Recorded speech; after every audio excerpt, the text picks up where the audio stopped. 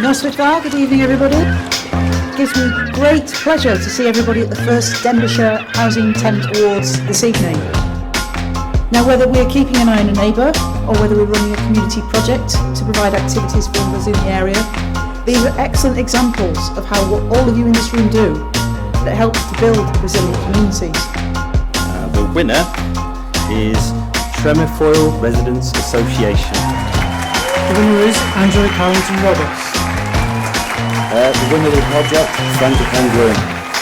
The winner is the Marsh Community Association. The winner is Shirley Rippingale. The winner of Tenant of the Year Award is Stuart. So I ask Bethan to come and I'd like to present this to you, please.